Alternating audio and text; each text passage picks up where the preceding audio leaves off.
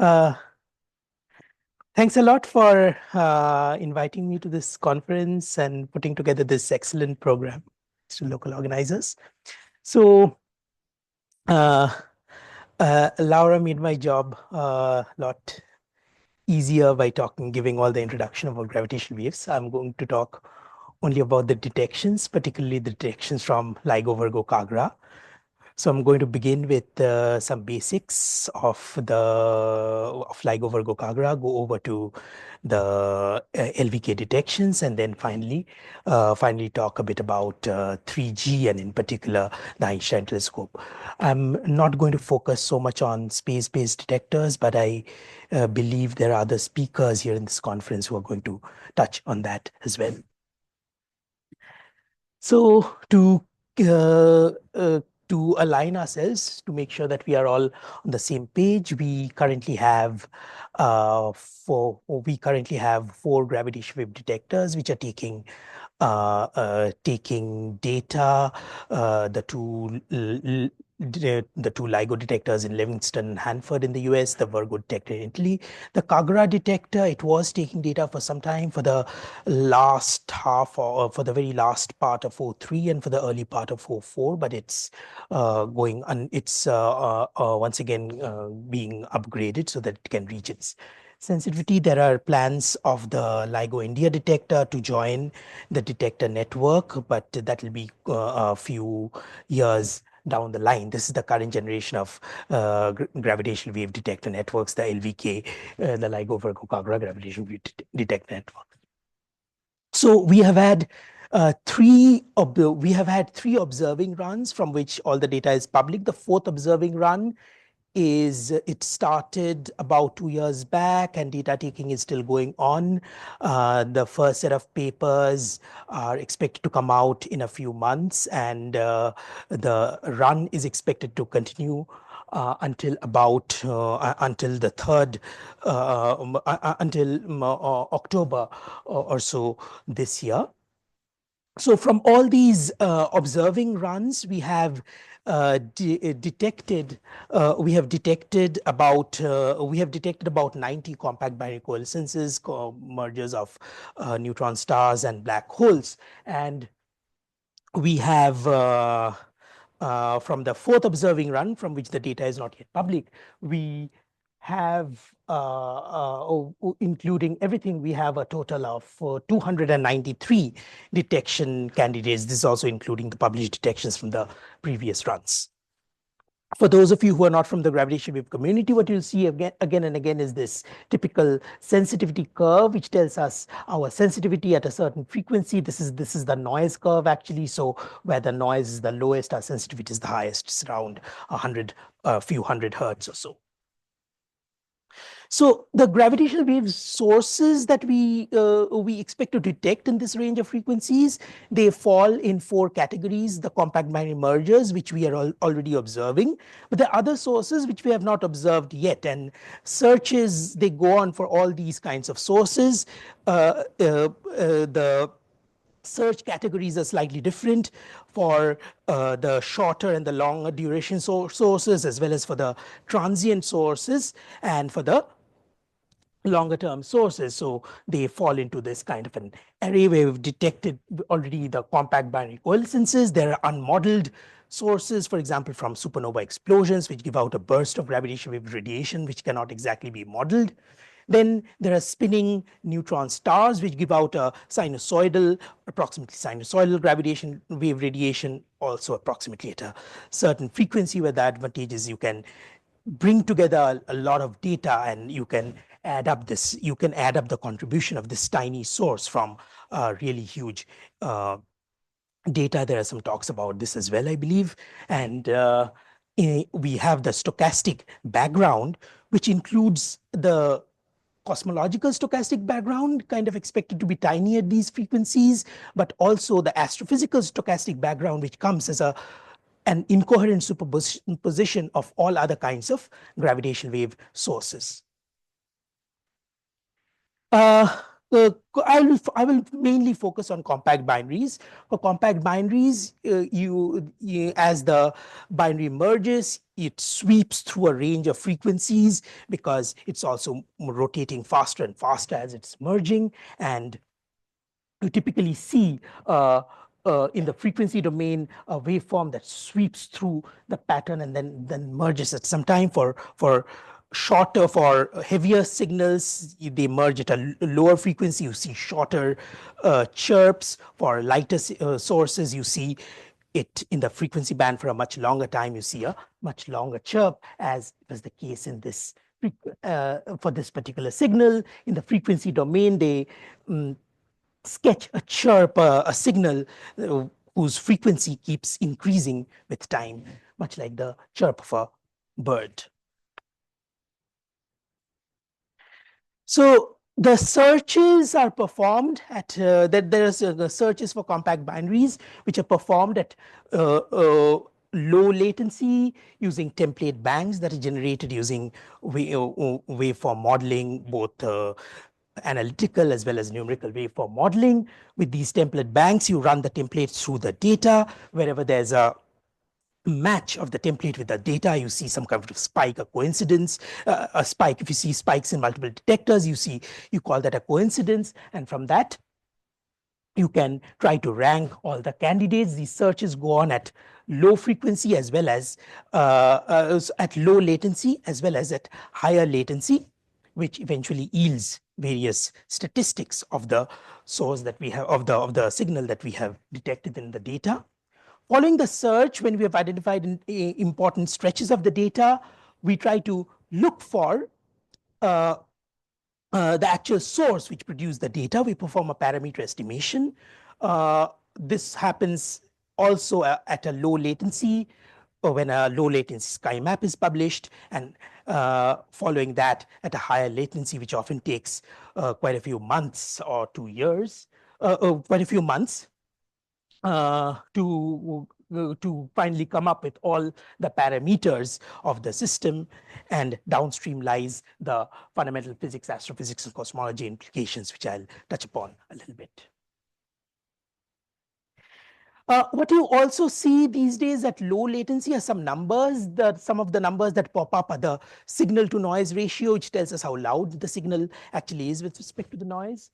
The false alarm rate, which tells you how likely it is that noise in the detectors could mimic a signal like this, and an astrophysical probability, which also folds in some astrophysical assumptions on top of all of this.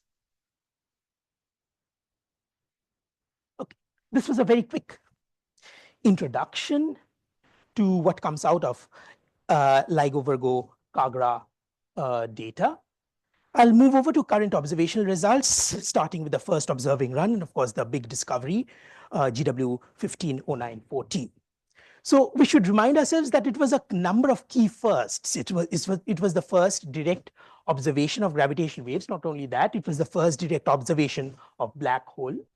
It was the discovery of a class of heavy black holes of mass around 30 solar masses or greater. Before this discovery, if you ask somebody how heavy is a black hole, how heavy a black hole is, their answer would be, oh, it's maybe about 10 solar mass. Nobody would even speak about 30 solar mass black holes.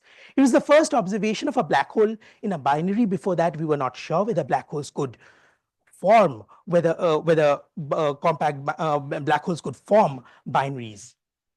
And it was the first observation of a black hole forming. You could see the two black holes merging and a third black hole forming, and you could you could actually see what kind of radiation it gives out as this black hole is forming.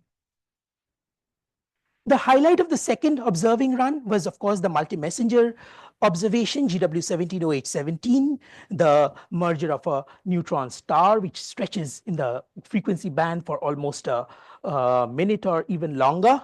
So right after the chirp, you see a gamma ray burst 2 seconds within the gravitational observation. So this gives birth to multi-messenger astronomy. Very quickly, the region is followed up, and in about 10 hours, you detect an optical counterpart, which slowly fades away into the near and the far infrared, eventually emitting radio afterglows. This is the birth of multi-messenger science with gravitational electromagnetic waves. It also has a number of key firsts. It confirms BNS, binary neutron stars, as progenitors of short GRBs. Which was only a conjecture until then. It demonstrated this as prolific sites of heavy element formation in the spectral lines of the so-called kilonova. You could see signatures of heavy elements, in particular elements like strontium could also be identified there. It constrained the speed of light with respect to the speed of gravity. So the gravitational and the electromagnetic signal arrived almost at the same time after traveling for 100 million years. It provided the access to the neutron star equation of state. There were many equations of state which were in vogue back then, which really got killed with one single observation. And it provided a novel measurement of the Hubble constant. As we move over to the subsequent observing runs, we start probing various different corners of the parameter space of compact binaries. For example, we observe this detection 190425, in which one progenitor is in which one of the for which the total mass is much higher than in the total mass of any neutron star binary that is observed in the galaxy. Unfortunately, this BNS merger did not have a counterpart. Then we have this 1908-14, in which the lighter object is sitting in the mass gap between neutron stars and black holes, and which also has a rather high mass ratio. Then we come to this 1905-21, where you see black holes whose masses in the source frame are as high as 85 and 66 solar masses, and for which the total mass is almost 150 solar masses, which would clearly be classified as something called an intermediate mass black hole. In O4b, we start detecting neutron star black hole mergers. So here in colored contours, you see objects which are certain to be neutron star black hole binaries, and in gray contours you see objects which could be neutron star black hole binaries because one is not very sure about their masses.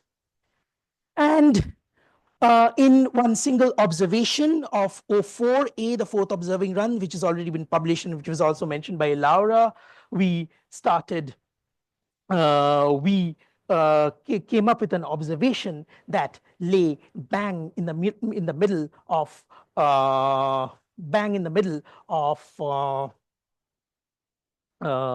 the neutron star and the black hole mass range, closing the mass gap between neutron stars and black holes.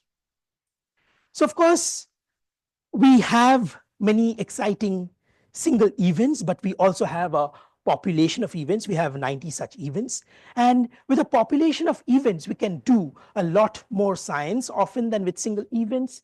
For example, we can do tests of generativity, and certain tests of generativity, they benefit from the fact that you can combine information across multiple events. And here's an example where you can constrain the mass of graviton to precision which is much stronger than the precision to which you can constrain the mass of the photon.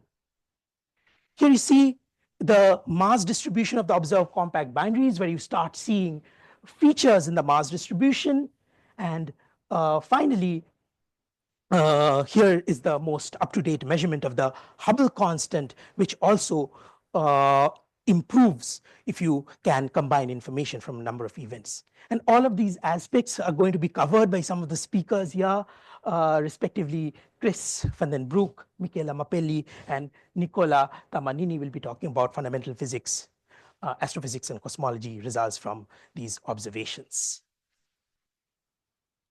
The fourth observing run is currently going on. Actually, now we have a month or two of commissioning break, so the detectors are down since the beginning of this month. However, we are in the O4C, the third part of the fourth observing run at the moment, and most of the detectors are for most of the time Livingston, Hanford and Virgo detectors are operational. So we are operating as a 3 detector network. Livingston and Virgo operating at around 100, sorry, Livingston and Hanford operating at around 150 megaparsecs, and Virgo operating at a much lower sensitivity of about 50 megaparsecs of BNS range, the distance up to which you can see binary neutron star with this particular detector. Of course, you can see binary black holes to much farther away. So with this very limited sensitivity, Virgo is already contributing significantly to the